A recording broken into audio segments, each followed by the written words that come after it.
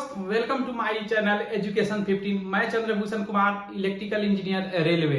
आज हम लोग बहुत इंपॉर्टेंट चैप्टर के बारे में पढ़ने वाले हैं जिसका नाम है यूरोपीय कंपनी के भारत में आगमन।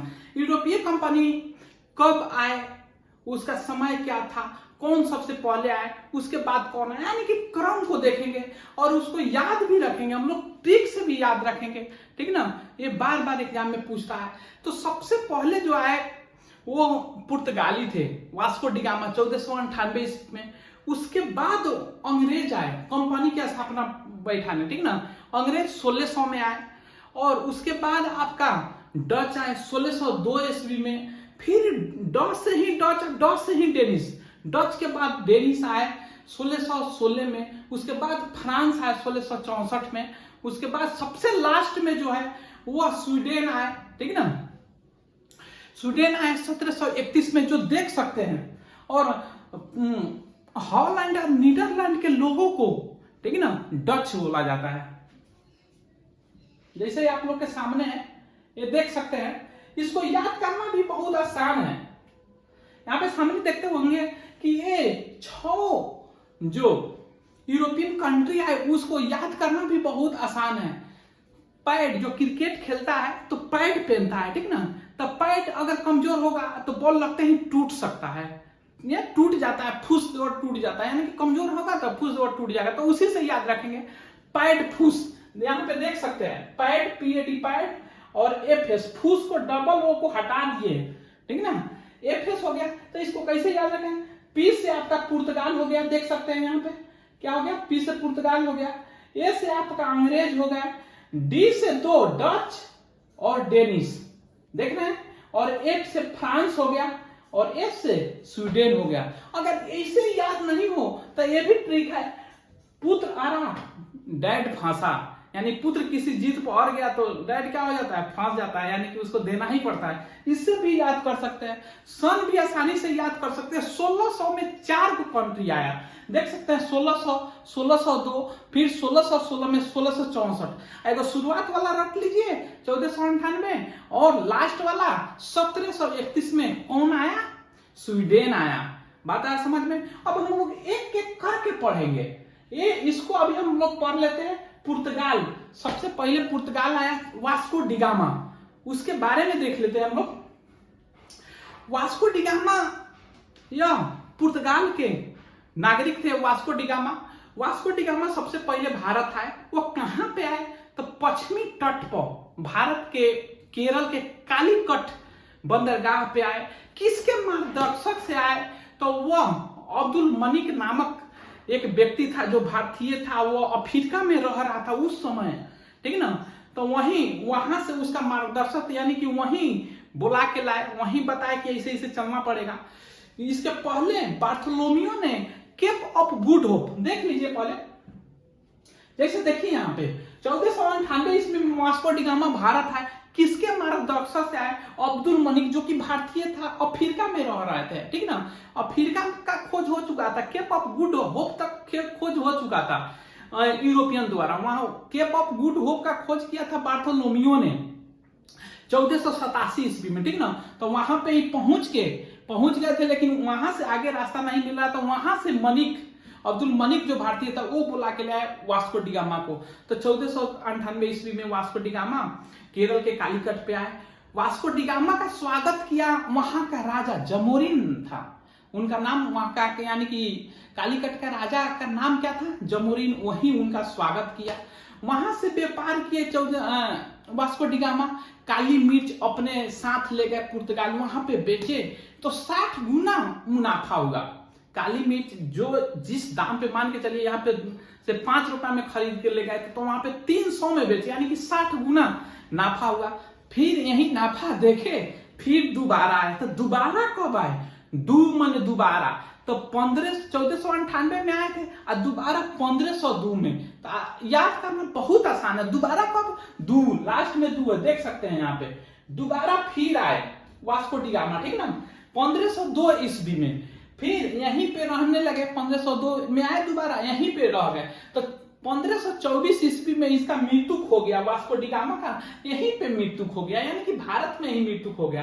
तो कहने का अर्थ है कि जो प्रथम पुर्तगाली था वास्को डी गामा, उसके बारे में भी देख लिए, कब आए, कौन उनको लेके आए, मार्गदर्शक बना, कहाँ पे पहुंचा, कौन राजा उनका स्वागत किया, ठीक है ना। उसके बाद कौन चीज में उनका मुनाफा हुआ, काली मिर्च कई गुना मुनाफा हुआ, ये पूछा हुआ है से कई गुना मुनाफा हुआ, ठीक ना। फिर दोबारा कब आए और वो कहाँ पे मरे, किस सन में मरे, तो यहाँ से क्लियर हो गया इतना आपका। अब इसके आगे देख लेते हैं, हम लोग अभी पुर्तगाल पढ़ रहे हैं। इसके बाद 1502 के बाद 1503 में पुर्तगालियों ने कोचिन में अपना प्रथम फैक्ट्री लगाई, ठीक। उसके बाद 5 आते आते यानी कि 1505 में वहां का प्रथम गवर्नर आए, ठीक ना, फ्रांसिस्को डी अल्मीडा। तो आइए देखते हैं, उसको भी देख सकते हैं। 1503 ईस्वी में कोचिन कहाँ है, केरल में ही। ये भी कहाँ आए थे, वास्को डी गामा भी कहाँ आए थे, केरल में ही, ठीक है ना। तो कोचिन में अपना प्रथम फैक्ट्री लगाते हैं 1503 ईस्वी में। फिर अगला दूसरा तो वायसराय गवर्नर आए, वो आए 1509 ईस्वी में। उनका नाम क्या था, उनका नाम था आपका अल्फांसो द अल्बुकर्क। देख सकते हैं, ये सेकंड गवर्नर पुर्तगाल से आए। प्रथम तो आ गए फ्रांसिस्को डे अल्मीडा, इस सेकंड कब आए, प्रथम आए कब 5 में, उसके 4 साल बाद सेकंड वाला आया, ठीक ना, अल्फांसो द अल्बुकर्क। इस भारत में पुर्तगाली कंपनी का वास्तविक संस्थापक किसको माना जाता है, तो अल्फांसो द अल्बुकर्क को माना जाता है। यह क्या हुआ, 9 में आए, 10 में क्या किए, यह आदिल शाह, बीजापुर के आदिल शाह से गोवा छीन लिया, यानी कि अपने कब्जा में कर लिए। 10 में यहाँ पे देख सकते हैं, 10 में क्या किए, यह अपने कब्जा में क्या कर लिए, गोवा को।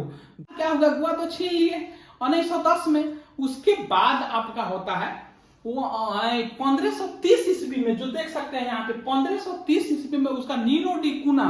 पहले तो कहाँ था राजधानी, कोचिन में फैक्ट्री भी लगाए थे, कोचिन में राजधानी भी था, ठीक ना, पुर्तगालियों का। लेकिन अब क्या कहना, 1530 ईस्वी में 15 या उसको दुगुना, कब ट्रांसफर किया, 15 और उसको दुगुना। याद करना बहुत आसान, देखिए 1530, 15 के दुगुना कर दीजिए 1530। उस समय कोचिन से अपना राजधानी उठाकर गोवा कर लिया, नीनो डी कुना। तो कोचिन से राजधानी कब अपना विस्थापित किया, 1530 ईस्वी में। कब तक कर रहा है, पुर्तगाल के अंडर में गोवा, 1961 तक वो पुर्तगाल के अंडर में रहा, भारत के आजाद होने के बाद भी। यह प्रथम इसलिए कहता है कि पुर्तगाल सबसे पहले आया, सबसे बाद में गया। तो आगे देखिए, पुर्तगालियों द्वारा कुछ सिस्टम, नीति क्या क्या लाया गया, उसके बारे में देखते हैं। ये बार बार पूछता है, ठीक है ना, नीति और सिस्टम के बारे में। जैसे कि सबसे पहले देखिए कौन नीति लाया, नीली समुद्र की नीति, ब्लू वाटर पॉलिसी, बार बार क्वेश्चन पूछता है। तो कौन लाया, कौन लगाया था, तो हम आपको पहले ही बता दिए हैं, ये लाया था फ्रांसिस्को द अल्मीडा। हाँ, एक और चीज, ये फ्रांसिस्को द अल्मीडा और अल्फांसो द अल्बुकर्क में बहुत कंफ्यूजन होइएगा, तो इसमें कंफ्यूजन में कोई बात ना है।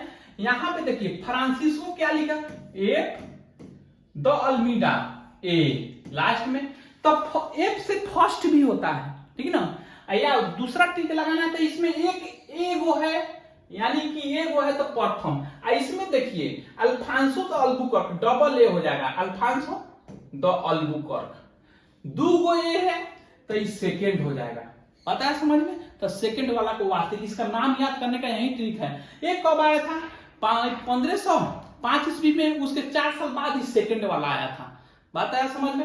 अब देखिए पुर्तगालियों द्वारा कुछ महत्वपूर्ण नीति और सिस्टम के बारे में पढ़ रहे हैं हम लोग। नीली समुद्र की नीति यह 1509 ईस्वी में लागू किया गया था, जब द्वितीय गवर्नर आए थे, यानी कि आपका अल्फांसो द अल्बुकर्क जब आए थे, उसी समय अल्मीडा जो पहिलका था, ठीक ना, Francisco de Almeida, blue water, उसी साल, ठीक ना, ब्लू वाटर पॉलिसी लगाया था। तो ब्लू वाटर पॉलिसी यानी कि नीली समुद्र की जल की नीति क्या होता है, हिंद महासागर में, ठीक ना, हिंद महासागर में ये एरिया छेक लिए से कुछ एरिया कैप्चर कर लिए पुर्तगालियों, कुछ क्या बहुत ज्यादा। उस समय जो द्वीप पे शासन किया पुर्तगालियों ने, वह मिस्र को, तुर्की को और गुजरात के सामूहिक सैनिक था उसको हराकर द्वीप को छीन लिया था और उतना दूर हिंद महासागर को अपना कैप्चर में एकाधिकार हो गया था। इसका एकाधिकार का मतलब कि कोई भी उस पानी से या हिंद महासागर से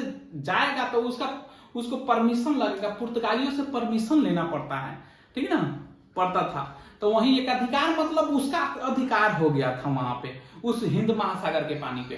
तो उसी को ब्लू वाटर नीति का यह लगाया कौन था? अल्मीडा, अल्फांसो द अल्मीडा लगाया था, फ्रांसिस्को द अल्मीडा जो फर्स्ट मैन। कब लगाया था?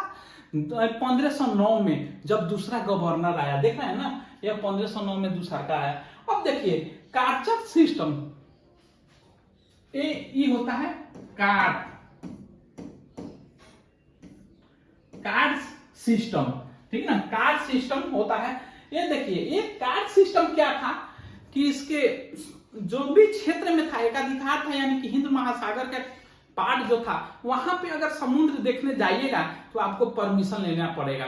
जिस प्रकार से हम लोग विदेश जाते हैं तो अपने सरकार से परमिशन लेते हैं, उसके बाद विदेश जाते हैं, उसी प्रकार से उस समय पुर्तगालियों से समुद्र देखने के लिए उस समय पुर्तगालियों से परमिशन लेना पड़ता था। उसे कार्टर सिस्टम बोला जाता है, जो देख सकते हैं। वो कार्टर सिस्टम अकबर ने पुर्तगालियों से भी लिया था। जब अकबर को गए थे समुद्र देखने तो वो पुर्तगालियों से परमिशन लिया था। उसी परमिशन को क्या कार्टर सिस्टम बोला जाता है। तीसरा में अल्मीडा सिस्टम या बोला जाता है, दूसरा में काफिला। क्या पहले क्या होता था, जब समुद्र में जो जहाज जाता था माल लेके तो बहुत लुटेरा था, लूट लेता था।